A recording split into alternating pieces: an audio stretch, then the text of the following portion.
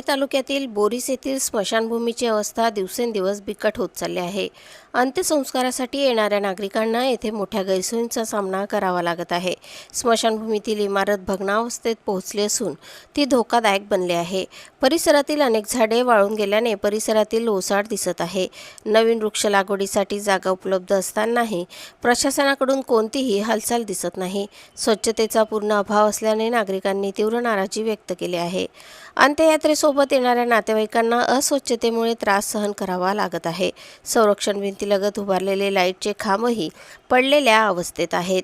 त्यावरील दिवे गायब झाल्याने सुरक्षेचाही प्रश्न निर्माण झाला आहे।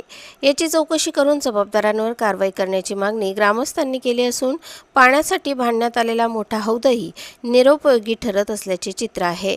हौदात कायम पाण्याचा अभाव असल्याने नागरिकांची गैरसोय होते। स्मशानभूमीसारख्या संवेदनशील ठिकाणी मूलभूत सुविधांचा अभाव असल्याने संताप व्यक्त केला जात आहे।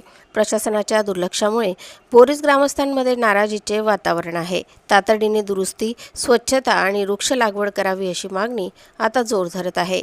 प्रतिनिधी गोकुळ देवरेसह स्वराज्य न्यूज, धुळे।